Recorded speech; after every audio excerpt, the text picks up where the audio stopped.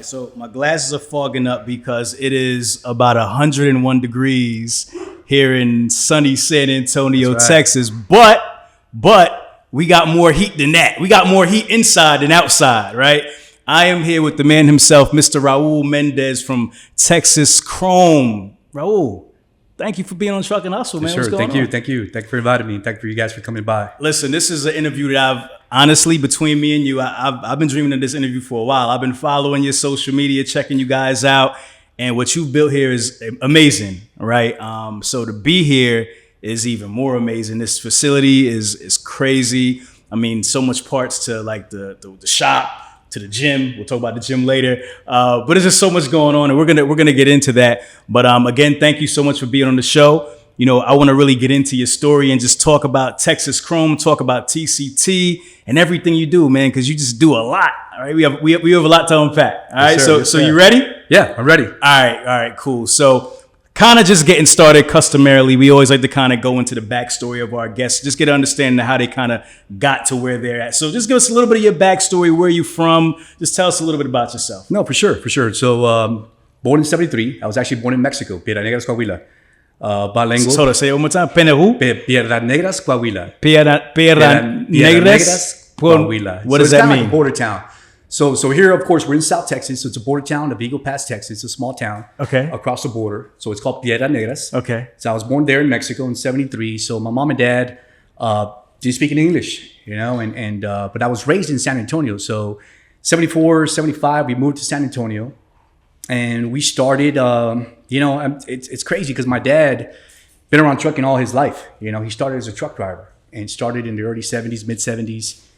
And for him, it was always his goal to become an owner operator, you know, become independent, contractor and buy his own truck. But as a kid, I mean, I tell you, it was a struggle, for him, just constantly just working, driving. And for my mom, it was my brother and my sister. So it was three, raising three kids. Right. No English. And it was tough for her, because my dad was always out. Right. He was always driving. So over the road, what I call OTR.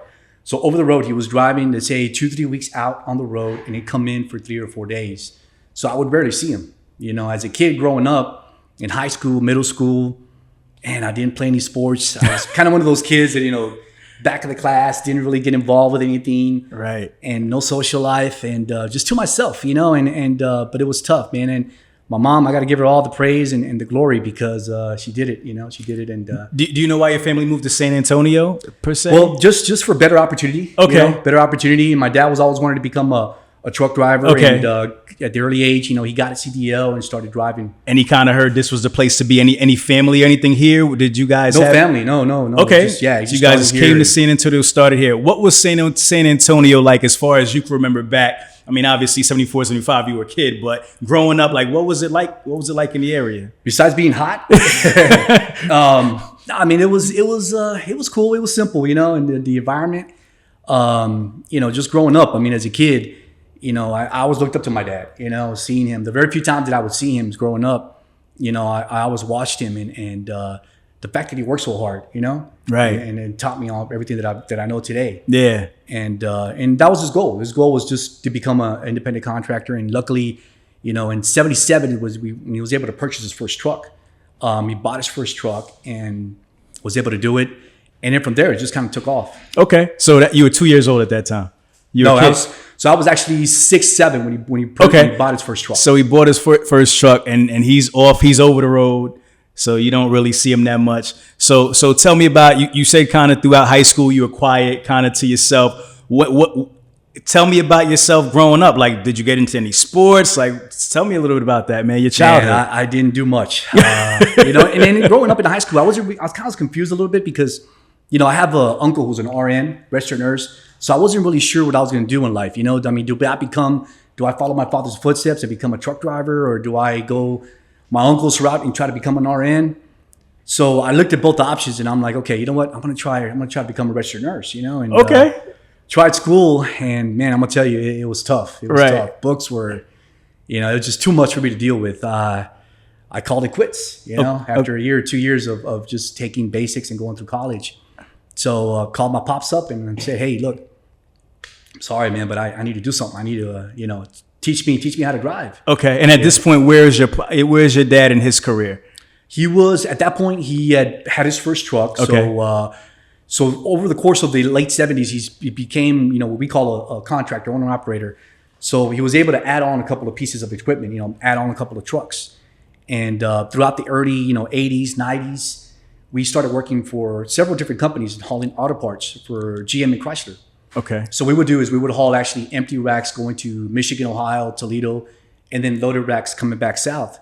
So what we call team driving. So it was always 2 guys to a truck. Right. So for example, if you leave, let's say, we start here from San Antonio, you or me are driving, right? We're in a truck and you take off, you start driving, you go from here to Texarkana, 6-7 hour drive. I'm supposed to be asleep, right? While you're driving. And we get to Texarkana, we switch off, and I drive, you sleep. So team driving was very, very difficult because, man, think about like 2 guys in a rig, right? Yeah. In the same bunk. Yeah. So you really got to get to know the guy, right? You guys got to like get along and work it out. Figure out, okay, you know what?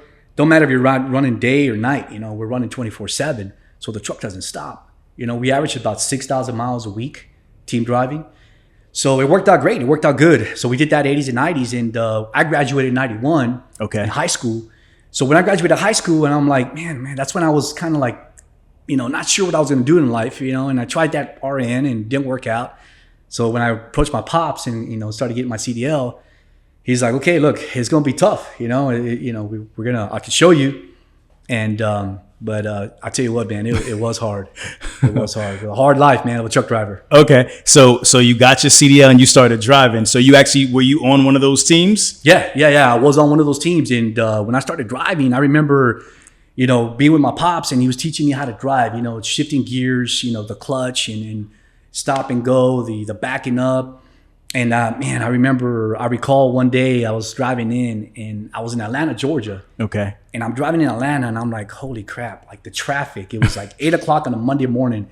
And I was on the loop of Atlanta and I look at the whole environment, just the fact that like I'm driving a semi, right? So I'm driving a rig and you got all these cars next to you, in front of you, behind you. And man, it was overwhelming, and I had to suck it up and just keep going. Yeah. But your dad being able to grow the company from 1 to 35, let's not pass over that. Like that must have been a lot. I mean, not even being from the country, like how did he do it? Like what was the?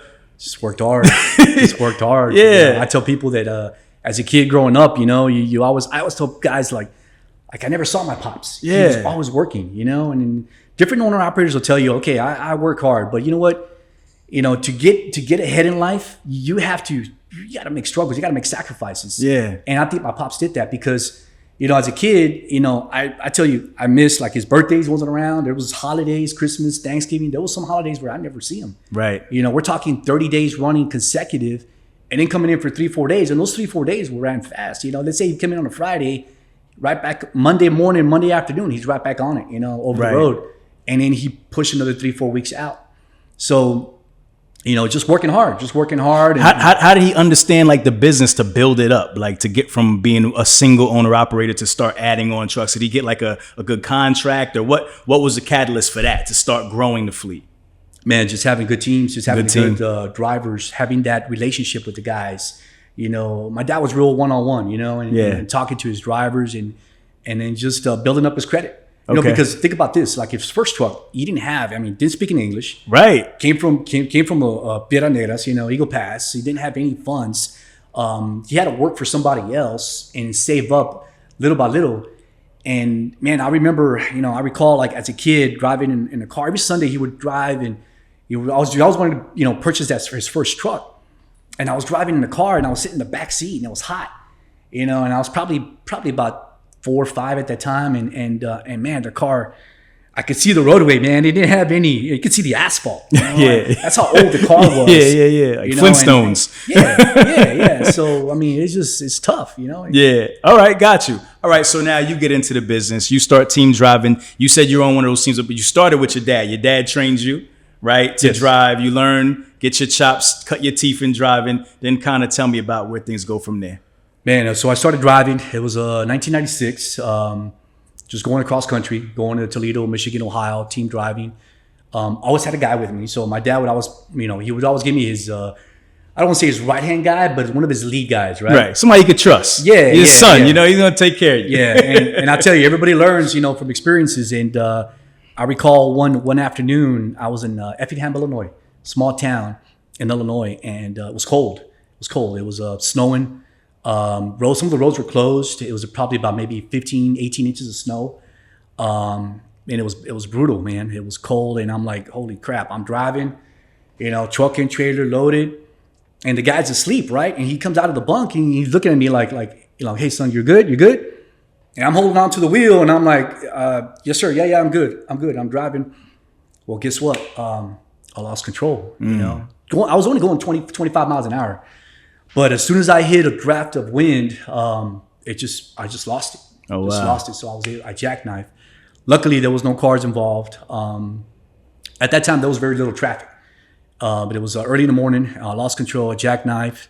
But it was a good experience for me, and it goes to show you, a lot of times I tell people, us as truck drivers, we have to be in the defensive at all times. Yeah. What's ahead of you, what's in front of you, constantly looking. You can't be distracted whatsoever. And it's a tough career. Yeah. And I mean, that could have discouraged you. Yeah. As well. So sure. How did you move forward past that, experience? Man, I overcame it. I just sucked it up, and it is what it is. I mean, it was an accident, what I call, but it was a learning experience for me, to become a better driver, and I learned from it. Got you. So what was next after that? So 96, kept driving. So at that time, I already had about 2-3 years of experience.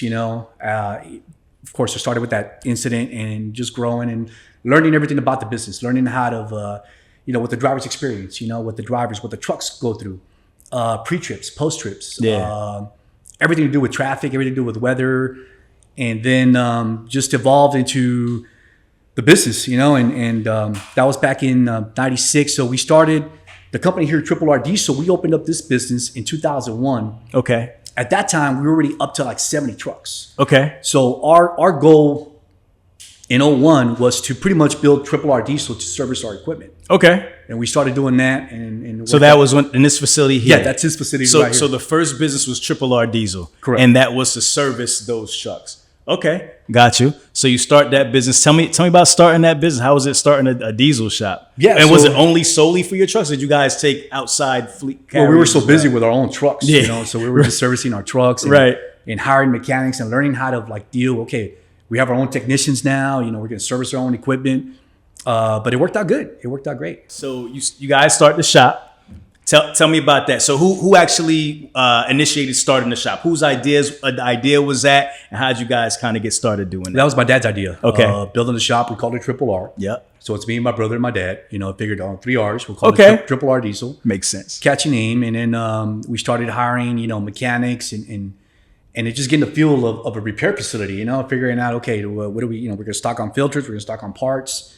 And then we just evolved into just a repair facility. Got you. And a full-fledged repair facility. You said you guys were just like pretty much doing your own equipment because you had so much equipment. You didn't have time to take anybody else's stuff. Is that still the same today, or do you guys? That's still the same today. Yeah. It's just your own stuff. Yeah. Okay. So the shop was created in 01. And in 2002, my dad had this idea. And what he said, he's like, let's get a truck. Let's build a dump truck out of it. Let's get a Peterbilt used chassis. We'll knock the sleeper off of it. We'll put a dump body on it. Let's paint it. Let's paint it. Let's put some lights on it, and let's put it on the highway. Let's put it out here on 35 and let's see what it does for marketing. Yeah, okay. For marketing and for selling purposes. Okay, right? Yeah. Because at that time, we were already running trucks, but we want to kind of just evolve to something else and kind of experiment into the actual truck sales side. Okay. And man, I'll tell you, my dad's idea worked, man. It's Saturday morning, he parks the rig. It's done, right? We have worked on it for 2-3 weeks. Yeah. We park it out on Saturday morning, and we probably had about 4 or 5 people just stopping, just looking at it. GTT Commercial Tires is a tire store that's designed with the owner-operator in mind. It serves as a helpful community where you are always their #1 priority. Whether you're a new owner-operator or you've been driving for years, their mission is the same: to keep owner-operators in business. That's why they go above and beyond, providing superior customer service when you actually need it, educating you on proper tire care and delivering a no BS sales experience. With 2 conveniently located stores in Richmond and Petersburg, Virginia, and almost 2,000 5-star Google reviews, they are truly raising the bar and setting a new standard in tire care. Make sure you call 1-800-991-6251 to schedule your appointment now and tell them Truck and Hustle sent you. Okay. And man, truck sold within hours. So what'd you guys do to that truck? Tell me about that process. You guys purchased like an old truck and then just restored it? Yeah, just an old truck. Just what I Peterbilt? call kind of pre-emission. Okay. Used Peterbilt. Yep. Yeah, and just getting it and just building the body on it and just customizing, repainting it, kind of like a refurbing. Kind of like getting an old home and just refurbing it. Right, and then just put it right there on the side of the road, and everybody stop by like, "What is that thing?" Oh yeah, for sure, man. Got a lot of attention. Yeah, for sure. All right, cool. So you guys start the shop, and then what happens after that? So we liked that idea. So we saw truck sales as an opportunity for us to expand our business, and we got into buying more equipment. So we started going across country, from auctions to wholesalers, from California to New York. We started going to different auctions and buying used equipment. So my dad, myself, or my brother, one of us would just kind of pick and choose who's going to go to these auctions. We fly in and we look at the equipment. We look at the, if it's a good condition or not. And we would buy trucks. We would buy 3 or 4 or 5 at a time, and then bring them back into San Antonio and get them here and start refurbing them. Building them from the ground up. What auctions you guys going to for these trucks? Like Richie Bros or what? Richie Brothers, Taylor Martin, different auctions across the country. Got you. Is there a certain price point that you'd want to stick around for what you wanted to purchase? So our idea is buying a truck, man, the conditions, anywhere between the 20 to 30, 40,000 market, and then putting about 15, 20,000 in it. Okay. And after that, just flipping the truck and selling it. Okay. And I think what worked for us is the internet. The internet is just powerful. I mean, back then that was 02, 03 time frame. And I realized like, oh wow, like the internet's, man, you could just build off of it. Right. We had a truck and we customized it, and then we had it on the internet, and within like days it just sold. What type of guys are buying these trucks? Oh gosh, everybody. Everybody, man. Everybody that had the money, they would just buy it. So, I mean, because these trucks, I mean, obviously trucks are used to, haul commodities from point A to point B. But when you start tricking them out and putting all this customization into them, it becomes a little bit more than about hauling freight. Yeah, for sure. I'd like to show you one. If you Yeah. don't mind. Go ahead. You grab one. So the idea is building, let's say building a rig like this, right? Okay.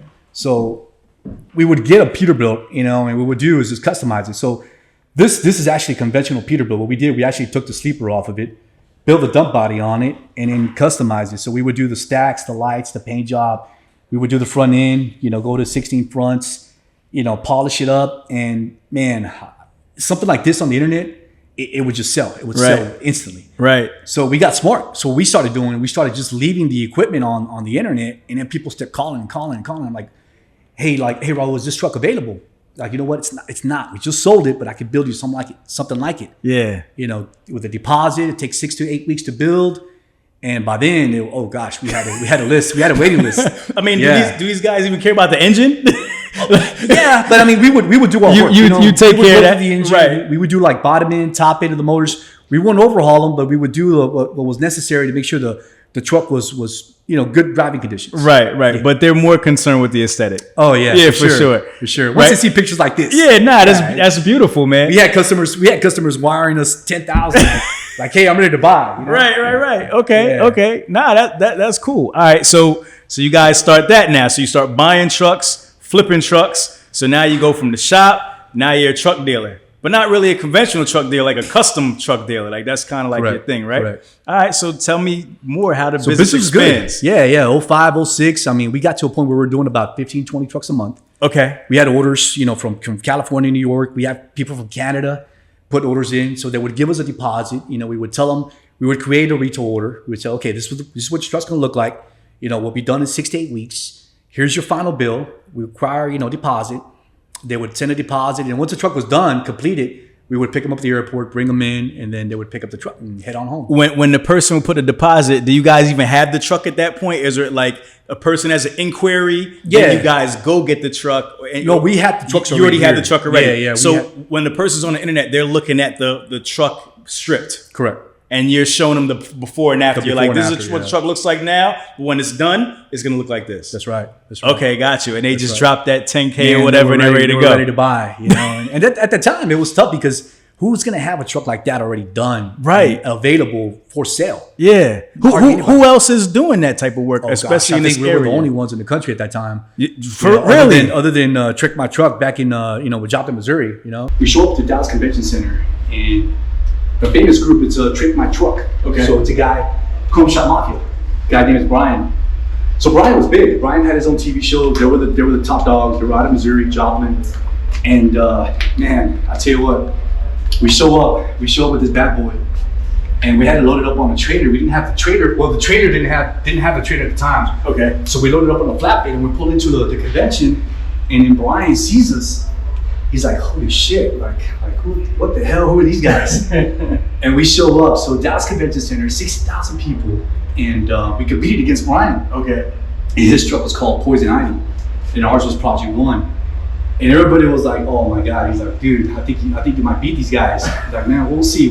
Right. So judging was on Friday in August of 2009, and then the ceremony was on Saturday, the award ceremony, and guess what? We kicked their ass. Nice. Best paint, best engine, best of show. Wow. And we took top honors, man. And I think that truck there in 09 kind of put us on the planet. Right. They were real popular back in the day. So that idea really came from just you guys you just dreamed it up. Yeah. That's interesting. All right, you said you started doing about 20 to 50 trucks a month?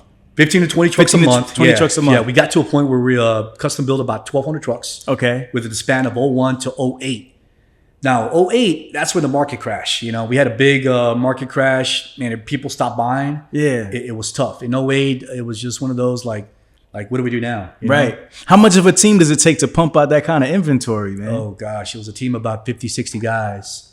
Wow, Yeah, 50, 60 working guys. 7 days a week. So you got everything from like the paint, the chrome, all, like I'm sure there's like a lot of parts to it. Can you get into like all the different guys that you have working on different parts? So we got smart. So like in 04, we started realizing like, okay, we're buying all these accessories from other people.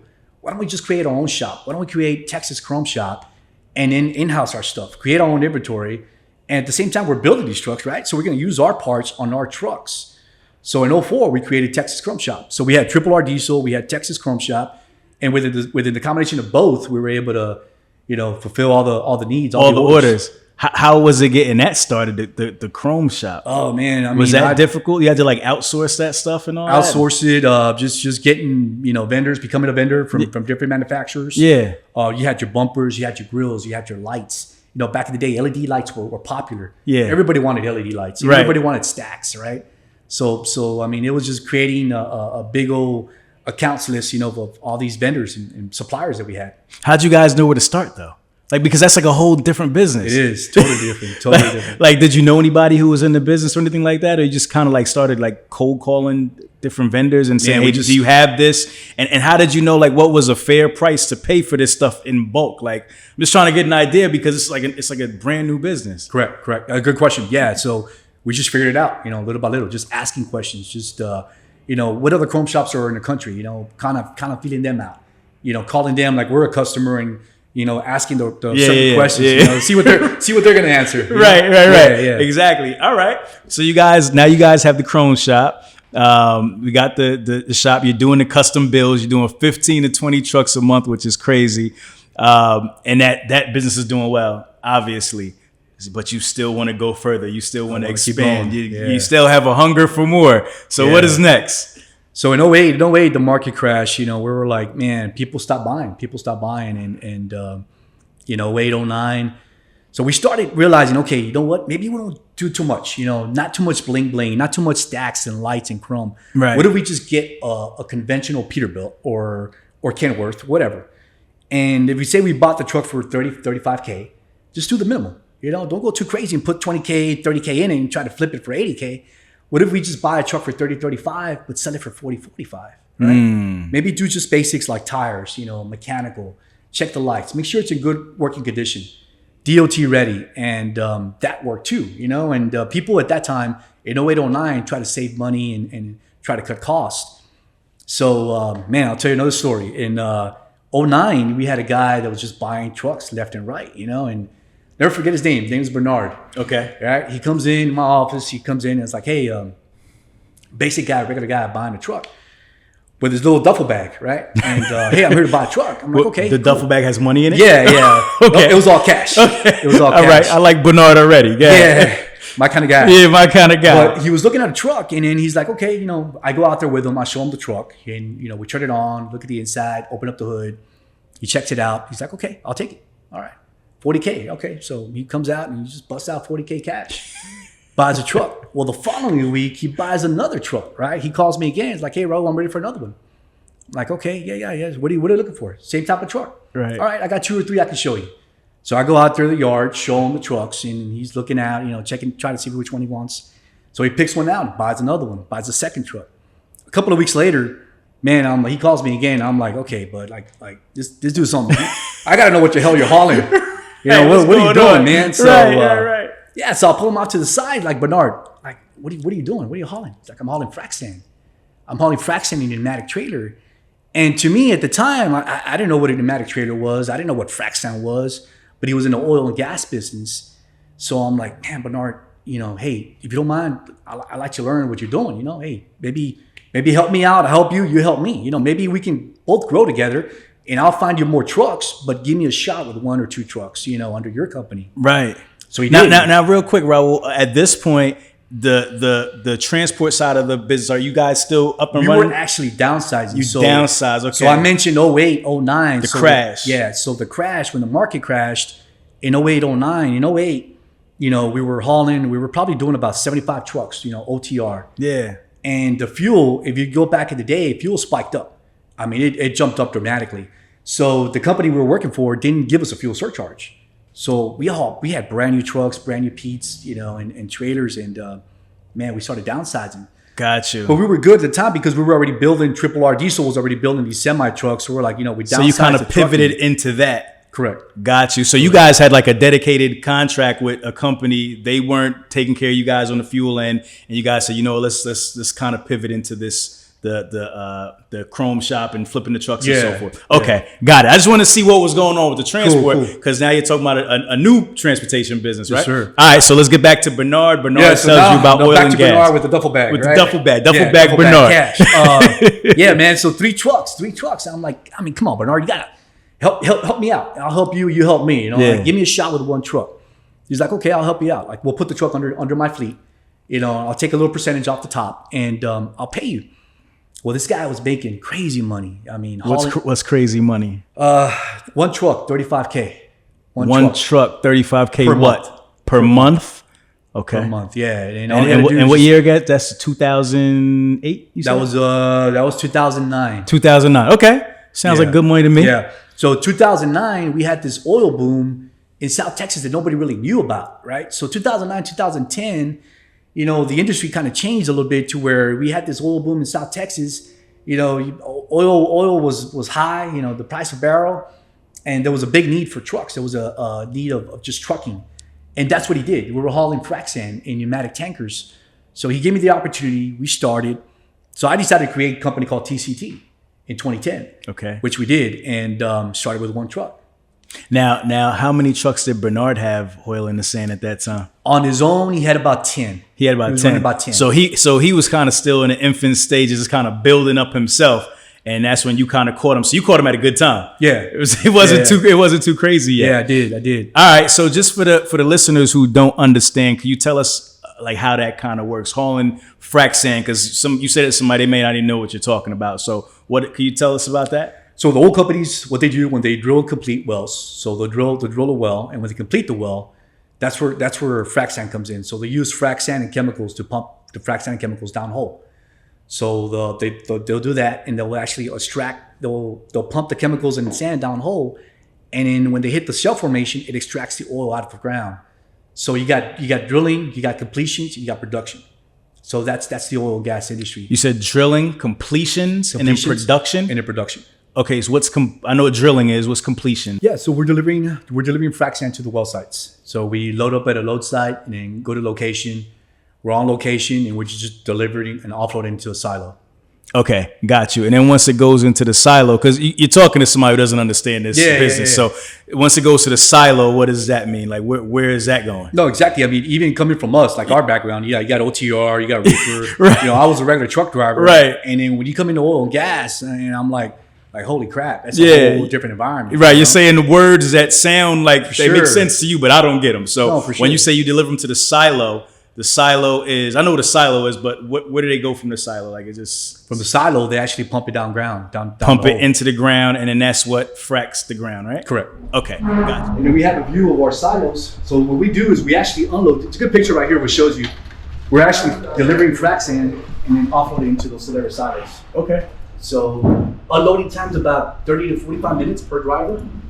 And the good thing is we're actually doing big stages. There's at times we do about 15 trucks a stage. Okay. Every 3 hours. Gotcha. And it's 24/7 around the clock. Okay. So you can just imagine the traffic and the amount of trucks coming in and out of location. Yeah. So right now we got about probably 5 dedicated crews. At times we're about 7 or 8 jobs, but we run 5 dedicated. When I say dedicated, I mean it's just us, just TCT only. Gotcha.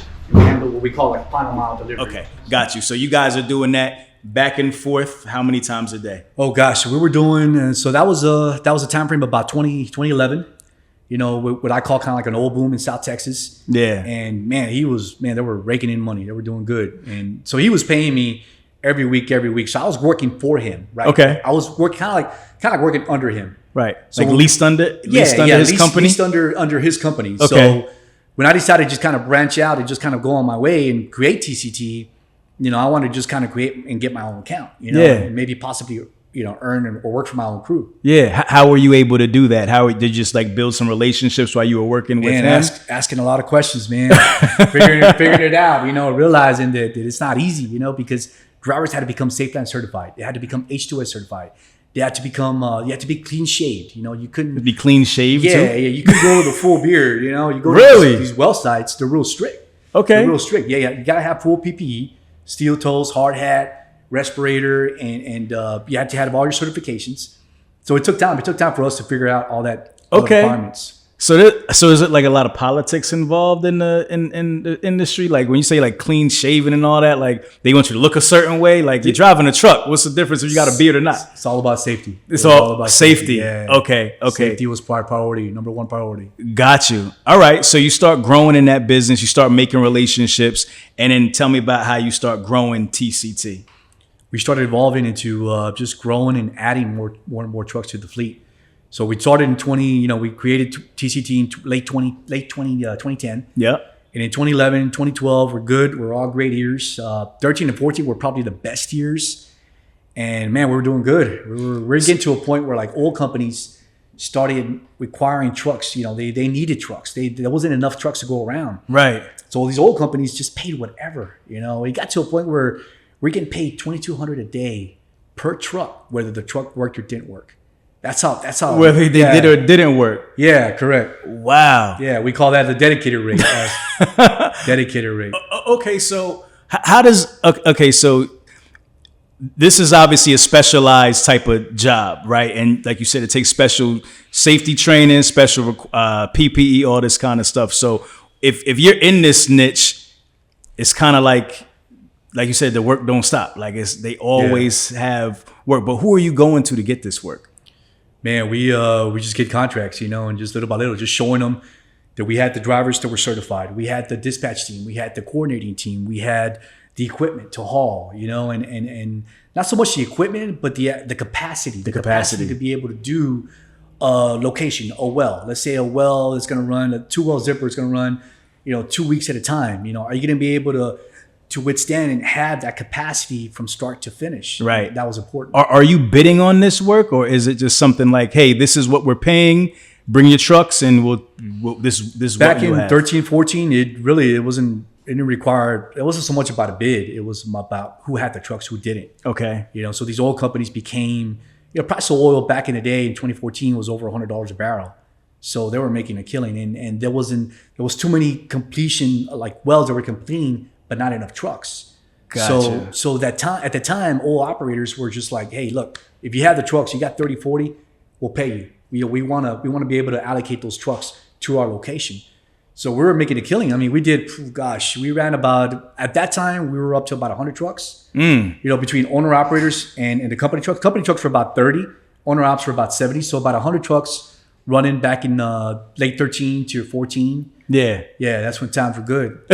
How many different companies would you see out there typically, like on a frac site, like besides Trucking companies? Yeah, trucking companies. Oh gosh, man, so in 14 times are great, good. It worked out. I'm like, man, these trucks are making a killing. We're doing about 10, 12,000 a week. Okay. Net, 14, 15,000 gross.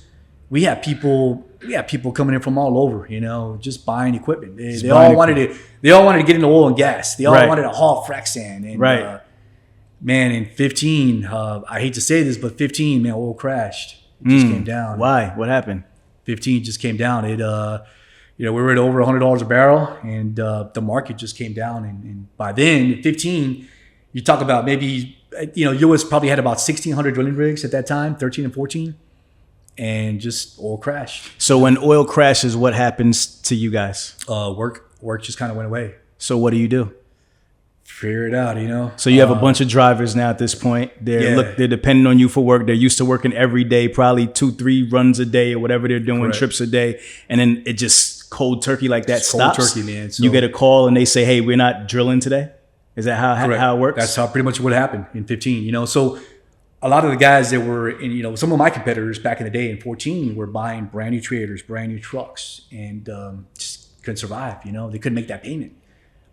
Work just stopped. Yeah. So I was blessed. I was one of the fortunate ones that with my money, I was able to pay all my equipment off. So I didn't have a lot of debt. I didn't have bills. I didn't have truck payments or trailer payments. So, the drivers were used to making about $2,000 a week.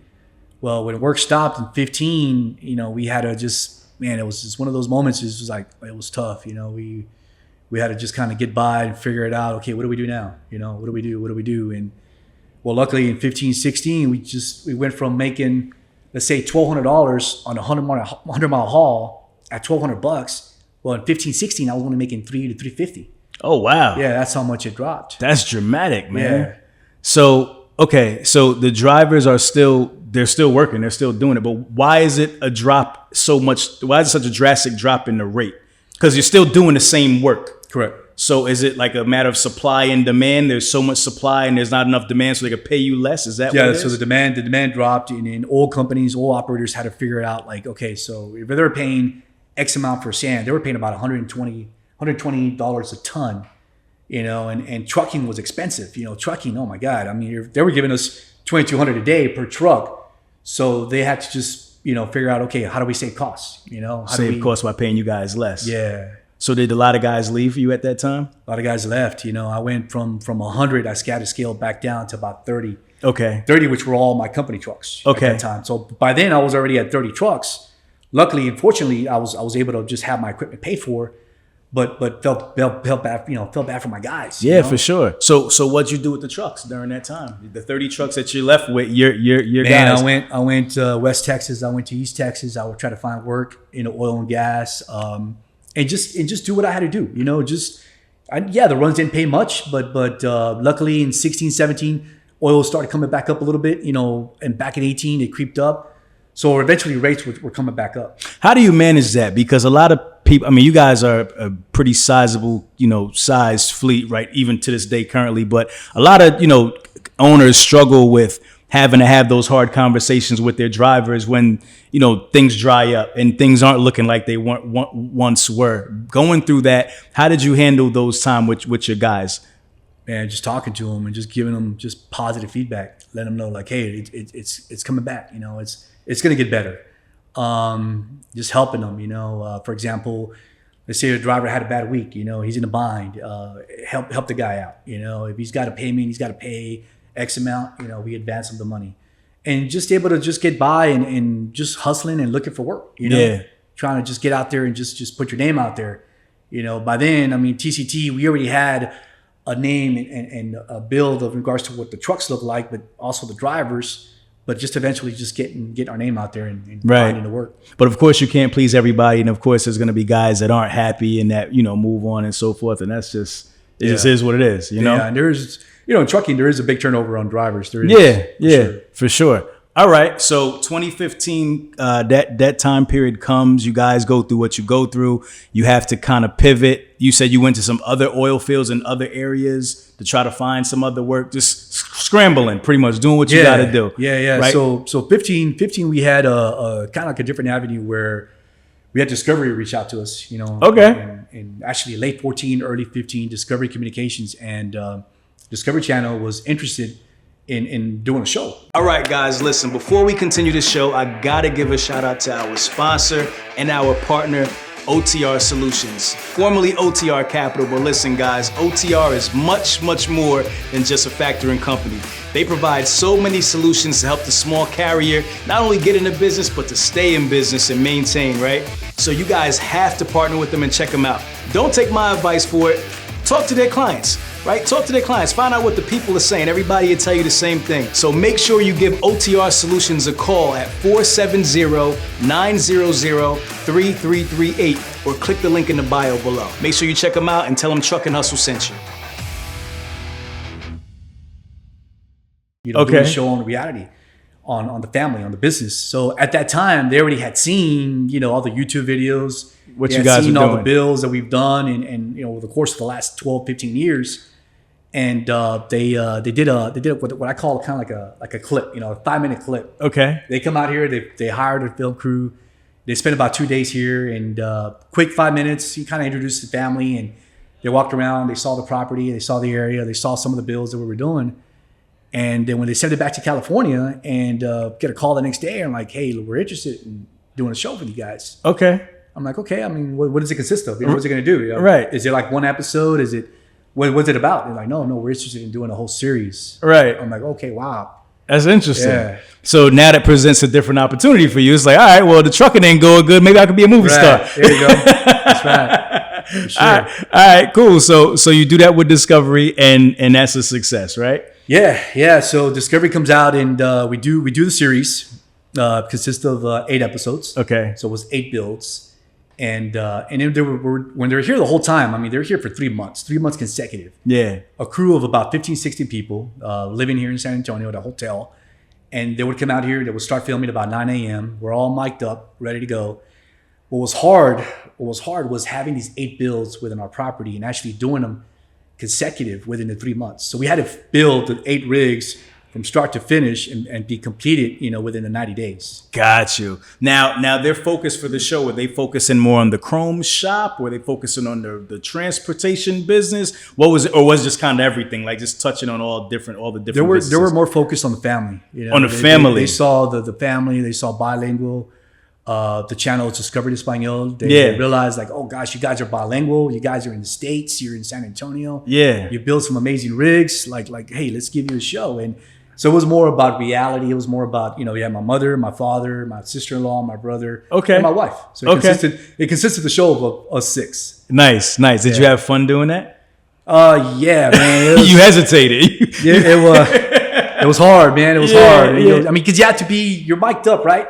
So you had to be in the zone. You had to be positive and ready to go. And there was days where you're just like you're not feeling it. You're just like, man, I'm tired. I'm like, don't feel good. Like, I'm gonna take a day off. Like, no, man, they're here. Like, they're here to You gotta do what you gotta do. You have an obligation. Does reality TV pay well? Oh gosh, I got a story for that. So reality, we're done with season 1, right? Yeah. With a reality show, there's a lot of ideas in the country. Everybody has ideas, right? So there's clips. Some people never make it past a clip.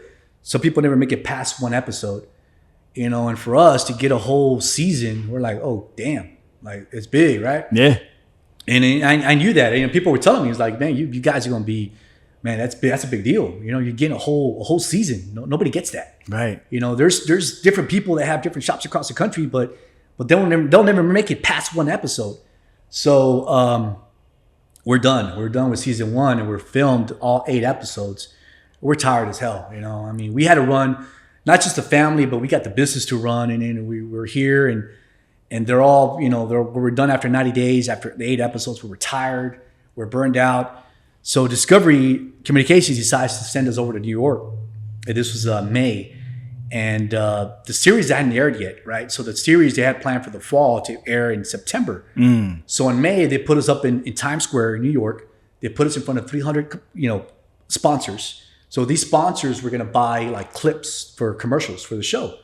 So they had the whole lineup. It's not just our show. They had like 4 or 5 different shows that they were gonna promote. Yeah. So Discovery's there, and we're there, and we're backstage. They're gonna put us on stage. They're gonna introduce us to the people, the 300 people, and man, I'm nervous as hell. I'm back there. I'm like, God damn, what am I gonna say? What am I gonna do?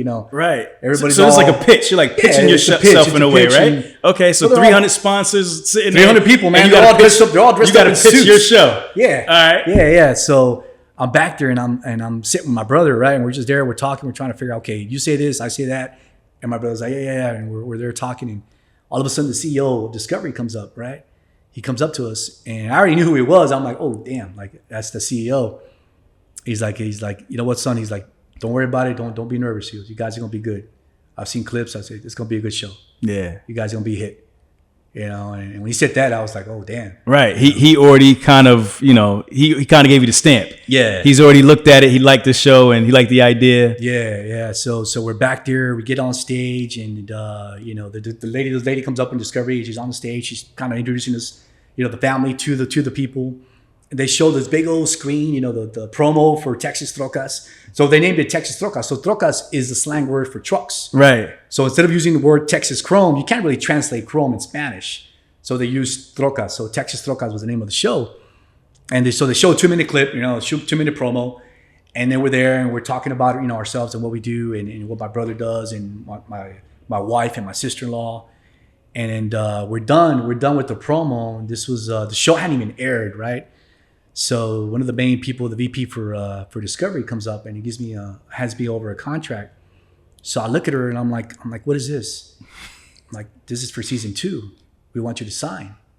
I'm like, season 2? Like, we haven't even aired season 1. Right. Like, what are you talking about? They're like, yeah, you guys are gonna be big. You already got the green light. Yeah, you're gonna be a hit. Nice. And then, I mean, of course, I was kind of like the spokesman for the family, for all 6, right? For the rest of the family. So we fly back. I don't want to give her an answer, right? I tell her, like, I'll get back to you. Yeah. So I get back home, and on the way back, I'm telling the family on the flight, like, hey, they want to sign us for season 2. What do you think? And then right away, the family was like, it's too much work. Yeah. So we're getting paid. I don't even know if I'm supposed to say this, but we're getting paid minimal. I'll say minimal, right? Not much. Okay. But we did it with the intentions of like, maybe it'll help our business. North or south of $100,000? Oh, way south. Way south. Yeah. Okay. Yeah. So, on the flight back to San Antonio, we were, I would say 5 of the 6 weren't really interested. I was a person who was like, yeah, let's do this. Like, let's go. Come on. Season 2, season 3, it could keep going. And they're like, you know what? We don't want to do it. We're not interested. Yeah. So the VP kept calling me, emailing me, asking me like, hey, what's your family say? Are you guys interested? We got to know. Still, the season 1 hadn't even aired. I mean, it was still maybe a month out before it even aired. And I'm like, look, man, we're not really sure. Well, I'll get back to you. Right. So a couple of days later, she calls. She's like, hey, look, tell me what you want. Just name your price. Like, just tell me, we'll pay. Okay. And I'm like, okay, damn. All right. Now we talking? Yeah. So she comes back and she throws out a number. And I was like, wow. Okay, so it was a big increase. Okay. I go to the family. I look, hey, they're gonna pay us X amount per episode if we sign today. Right. By then, the family looked at the number, and they're like, oh wow, damn, let's do this. Yeah, it was a big increase. It's over 400% increase. Right. So now we're north of 100,000. For sure. Okay. For sure. There we go. So I mean, it was one of those situations where do we do it or do we not? It was taking up a lot of our time. Right. With work. So we went ahead and signed, and we did it. So we signed for season 2 with season 1 not even airing. So September, the show airs, and it's a big hit. Man, we were just overwhelmed with the ratings and the feedback. Discovery in Espanol was like, holy, they were just like in awe because they never really had a hit show. Right. And so they grabbed, they just started promoting our name, our business, the show, season 2. So while season 1 was airing, we were already filming for season 2. Okay. Yeah. Okay. Got you. And then you end up doing season 3. Correct. So that must have been the real big bag that he don't even want to talk about. That's where the real money. Yeah. That's where the real money came in. I could imagine what that was looking like. So what made you call it quits? Man, it just took too much time. Just too much time. It comes to a point in life where, money's not really important, and family's more important. Yeah. I got 4 daughters of my own, and just business too. You think back at 15, we talk about the oil crash in 15. I had equipment, I had traders, I had trucks, I had drivers. I had to put these guys to work. So we had to figure it out, and luckily, oil started creeping back up. So we were able to get back into the rhythm of working. Right. So that was 17 and 18. So yeah, after 3 seasons, we decided to just kind of call it quits and focus back on the business. Yes, sir. On the core businesses. When things start picking back up and you start building up again, how does that look? Are you calling back old, drivers? Are you say, hey guys, we're back, let's go, let's do it? Yeah. Tell me how that looks when you start seeing some light at the end of the tunnel? Yeah, we started getting busy again. Well, work was good. Work was solid. I started calling some of my old guys back. Hey guys, look, we're busy. We're good. We got these locations. These this work is coming. It's we're gonna be good. Yeah, we're gonna be good. That was 19, and then 2020. Man, I thought that was gonna be the year. I was in a big meeting. I had 150 people in front of me. I was pitching them the idea where, hey, we got 2 crews. We're full time. We're ready to go. We're working. We thought 2020 was going to be the year, but unfortunately, no, it wasn't. COVID kind of just came. So you said 150 people. Who were those 150 people? We had owner operators, we had drivers, we just had waiting. Coordinators. Yeah. So at the time of 2020, prior to COVID, we were already back to 100 trucks. We were at about 110 working. We had 2 crews working full time. We were down here in South Texas. We thought, hey, we're gonna be even busier come 2020. Right. So it seems like it's very important in this business, in fracking business or transporting sand, to like kind of diversify, right? Because there's times when things just kind of like fall apart. No, is that fair to say? Yeah. So like knowing that, how do you diversify, or is it kind of like when that business slows down, you focus on another one? Like how do you think about that? Because these. It's going to fluctuate. Like you already know, you've seen it happen multiple times, right? So looking forward, it's like, how do you prepare for that? Knowing that at some point it's good now, but it's going to go down again. Correct. I mean, I always tell people, stick to what and, when COVID hit, we had to diversify. We had to, do what we got to do. We tried reefer. We tried over the road. We tried those different avenues. But then I realized, like, man, it's just too many people involved, with the brokers and figuring out the lanes, figuring out the pricing, figuring out, okay, is this a good rate? Is this a bad rate? And it was tough. It was tough for us. Right. With what you do, it's just very straight to the point. You haul A to B, you get paid, and that's it. And your guys are home every day, right? So like you don't have anybody over the road now. These guys are hauling. They're working like what? Like how? No, in oil gas, we're working 24/7. No, but I'm saying they work shifts, so they're only working like an 11 or 14 hour day. Correct. And then so there's nobody over the road. Yeah. So that's better for like retention, for driver retention, right. right? Drivers hate being over the road. For not hate.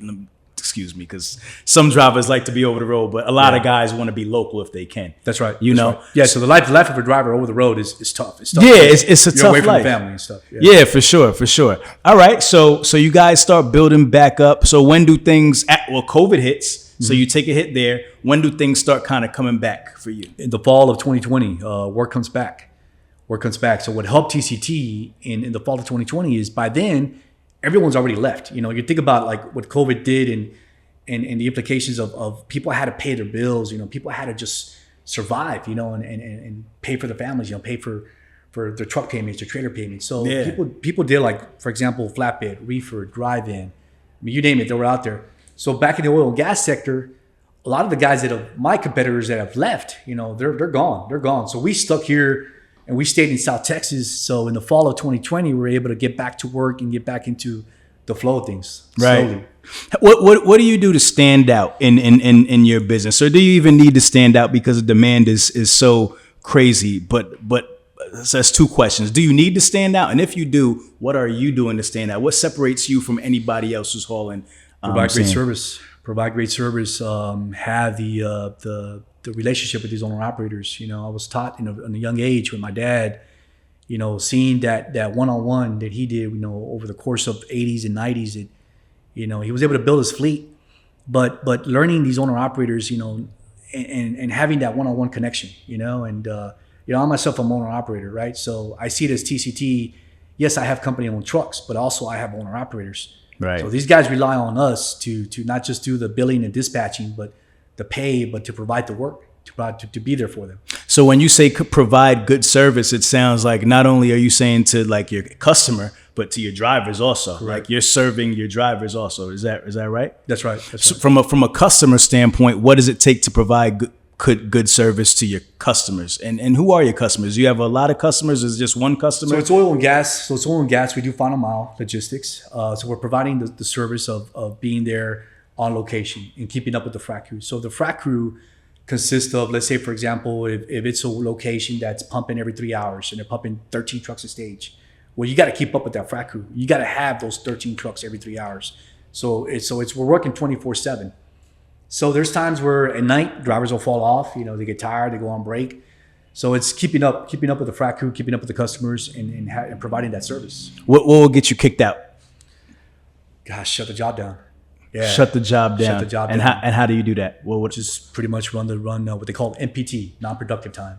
Okay. How does that work? Just you pretty much that NPT will happen if you're not just paying attention and you just kind of like it is what it is.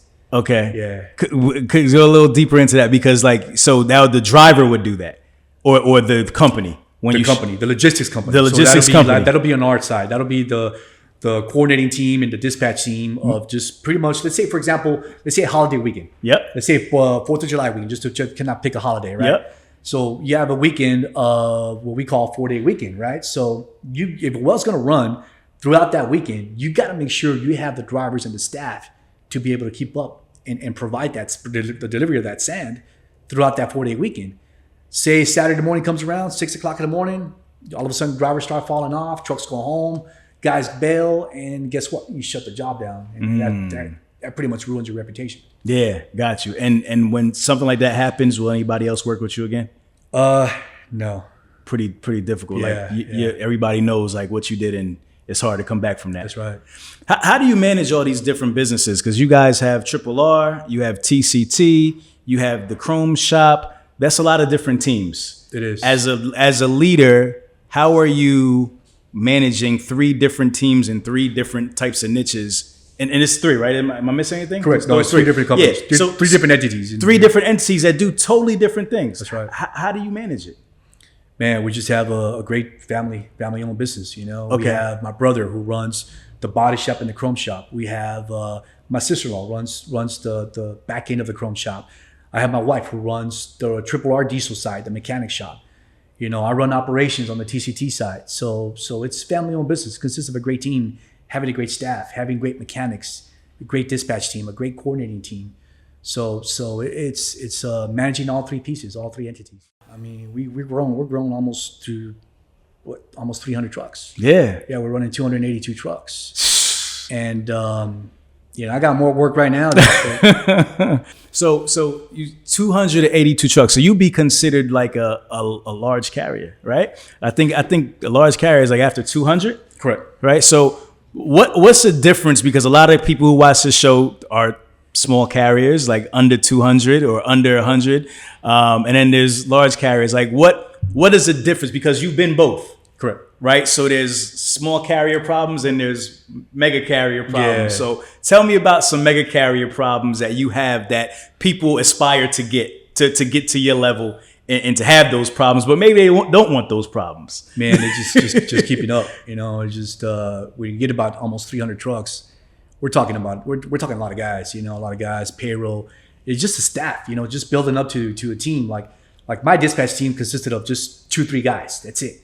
I'm up at almost 20 running 4 people per shift, and 20 people dispatching. Yeah. So coordinating team, we had to branch out, just hire different teams of coordinating, and have the accessible, guys on different locations, owner operators, we got guys from California, New York, Florida that are all coming in here, South Texas to come work, but yeah, it's just managing the whole piece of what I call final mile, right? So from start to finish, from load site to well site, from the payroll side. I mean, it's a lot. It is a lot. So, and like you said, you have your family kind of helping you out, so it's good.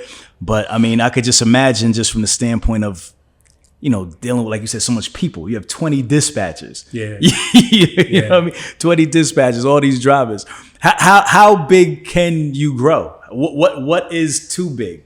Man, I want to be at my goal is 400, so I'm gonna get to 300 here pretty soon, and my goal by 2023 is to be at 400 truck fleet. Is there any reason why the number is 400?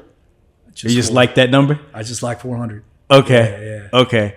Got you. So in terms of like business, is everything like the same way it was back in like 15 now? What's the difference between those golden years of 15 and now running the sand? Like, is it similar? Is it like in terms of the money you can make? Just kind of give us an idea of what that looks like. It's very different. I mean, we're looking at a situation right now with Russia and Ukraine that's affecting, the supply and demand. We have not to get into too political. Yeah. You have a president that's, if you go back 30, 40 years, when the Democrats run in the office, oil and gas does very well. Right. And with Joe Biden in the office, we're not doing too well. Yeah. You have a lot of pluses. You have supply and demand. During COVID, during the lockdowns, you had a situation where supply was at all-time high, demand was very low. Now they flip-flop. Now you got demand high and supply down. So I mean, the price of oil is over 100. Right. So there's a lot of advantages. I would say, for us here at TCT, oil gas is always up and down.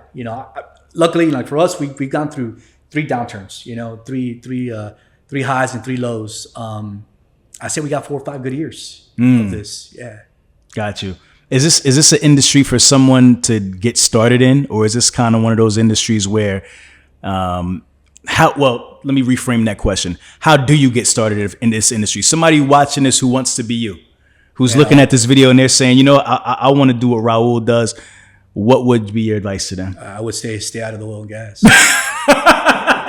For sure. Stay out of oil and gas. Stay out. For what I've gone through, just 3 downturns, it's a tough industry, man. It really is. It's profitable when it's high. Right. When it's good. At 2014, we were doing very well. I mean, we did probably about 26 million for the year. Right. 2014, and it was great. But if we look at it 15 and 16, it was tough. It was tough. I mean, right. We're making $300, $325 a run at a 100-mile haul, in a small town of Beckles, Texas. I was in West Texas. It's a tough industry. I would tell somebody, look, you want to get into trucking, try something else other than oil and gas. It's really? Yeah, for sure. So you're not saying that just to keep your competition away, no, Raul? I mean, I don't have competition. We're TCT. Good answer. There's no competition. There is no competition. But if you want to get in oil and gas, don't do it. Think about something else. Don't do it. Yeah. Try reefer. Try drive-in. Raul runs this lane. Flatbed. Right. Don't get in oil and gas. Yeah. Oh man, I love it. In terms of your businesses, what is your bread and butter? Because you have 3 businesses. What makes you the most in terms of revenue? Oh, TCT right away. Yeah, TCT for sure. Yeah. In terms of revenue, and then I guess that'll be the Chrome Shop next. The Chrome Shop and the body shop does well too. I mean, paint and body. You look at just look at the automotive sector. On the collision side. Well, on semis, there is a big need also as well for collision, and that's where my brother's been doing very well these last few years. So body shop, collision, chrome accessories. Do we have the repair shop? So there's an avenue of we're kind of like a little trucking empire, right? So a little bit of everything. We can do it all here at TCT or Texas Chrome. For sure. R, yeah. Are there any other add-ons that you're looking to expand into? Any other areas? Fitness, vertically fitness. Yeah. So you want to? Trying to help. You showed me the gym. The gym is phenomenal. Which I hope there's like a little clip of the gym running right now as I talk. But how do you get into fitness? Man, just trying to promote a healthy lifestyle for a trucker. Okay. Unfortunately, a truck driver, it's always going to get the short end of the stick. It's tough.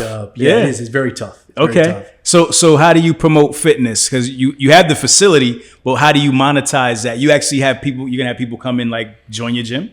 Yeah, I mean, just helping them. Okay. Okay. Giving them advice, giving them. Okay, got you. So from more of like a advice and education standpoint. Correct. Okay. TCT Fitness. Yes, sir. I like that. I like that. All right, man. Well, listen, man. This has been amazing. I've learned so much about you, your business. Got to meet your family and your extended family, your employees and so forth and so on. What's the next for you, man? What else can we expect to What's see next for you? Yeah. Gosh, look at a situation like in regards to truck sales. Getting back into building trucks, customizing, selling accessories. I talked about the oil and gas. It's always it's got its Up and highs and down. its lows. Eventually, oil is going to come back down.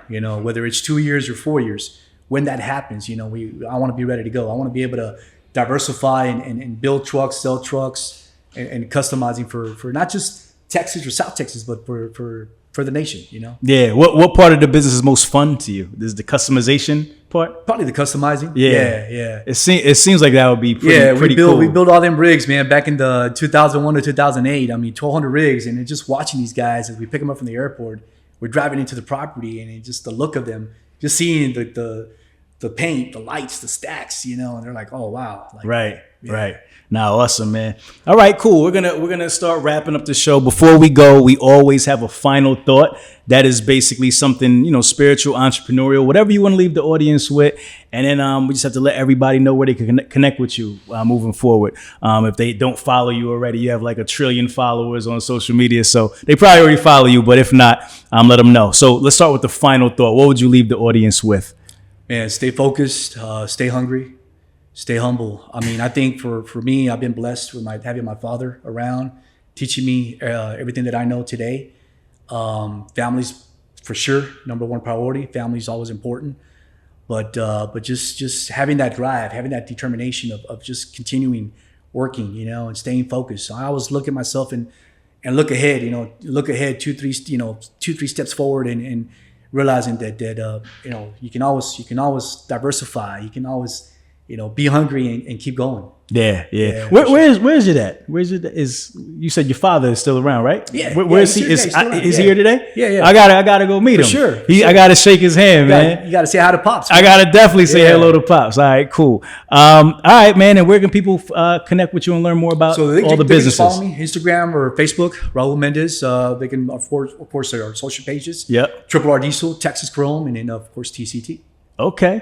All right, Hustle fam. If you don't respect that, your whole perspective is whack. This has been an amazing episode. We are here in San Antonio, Texas, with the man himself, Raul MENDEZ, Triple R, TCT, Texas Chrome. I'm about to go take a tour of the facility again because I just love it. Thank you so much, man. It's been an awesome interview. Appreciate you. Thank you. Hustle fam, we are out. If you twisted, confused, or stuck about trucks, don't be dumb. This is the place to come. Truck and hustle. Let's go.